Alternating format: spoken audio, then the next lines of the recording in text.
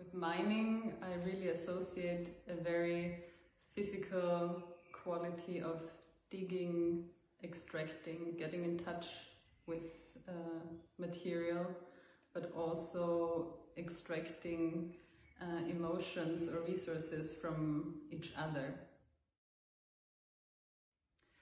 I would say I came across it through another artist's work, Steve McQueen, a video work called Western Deep, which is a very poetic portrait of one of the deepest gold mines worldwide in South Africa. And I realized that there is a very clear connection also to materiality, to physicality and performativity also of materials. And it was a very physical interest, I would say, because I don't know so many works in performance and choreography dealing with that topic, and I was wondering why. And I thought it's worth it to really work physically and performatively on that. And after that I developed maybe also more a visual language or artistic aesthetic around that.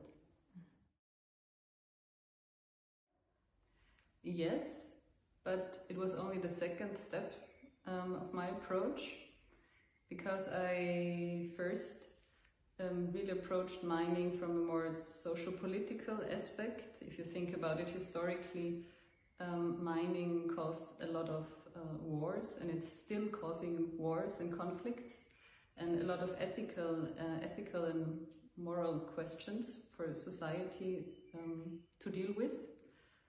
And then I went on a residency in China and had some time also to visit some infrastructure projects, and I continued reflecting on the whole topic. And only when I came back, I went on a residency in Salzburg, and then I went to visit all the salt mines and also understood how actually the place that I grew up in is also connected to all this history of extracting value and resources from our surrounding. Yeah, the salt plays an important role to create the performative grid. So I really draw a map that is inspired also by the design of blockchain networks. And this is the situation where the audience finds themselves in, and there are marble stones placed in this grid that the audience can exchange with personal items. And so these paths of salt, they are somehow a metaphor for our paths of decision when we try maybe to get hold of something unique or special, or something that only belongs to ourselves, something that for me is very inherent also in the whole blockchain or NFT hype that we experience also in the art world at the moment. And yeah, for me that's like a metaphor in that case.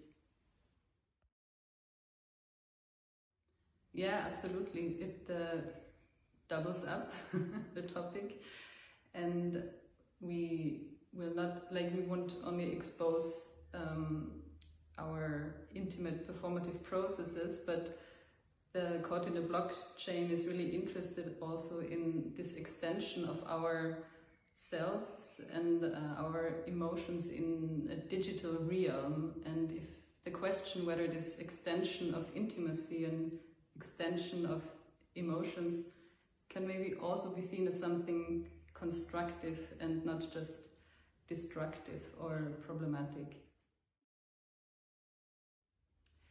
In the case of my whole mining choreographies, it's a lot of material that is rather flat and has a certain kind of shininess to it, or a friction, or a certain quality of being easily crunched and creating also sounds. And I use those surfaces really also to sculpt the space on the one hand, On the other hand, I also like to use very tiny miniatures, maybe, of stones or wires or salt, so also crystal forms, all kinds of objects and materials that relate to the topic of mining in some way, but are maybe, are more a translation of a certain material, because a lot of the substances that come from mining are also dangerous to use. So I look more at the quality of objects, how they move, as I said, or how they feel and sound, and which emotions and memories they trigger.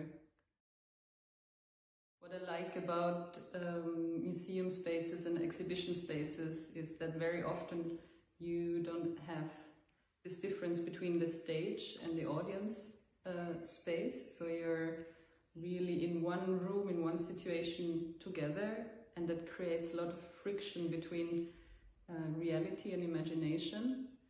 And what I really like is when I'm also able to translate this experience to on stage or into a theater, into a black box space.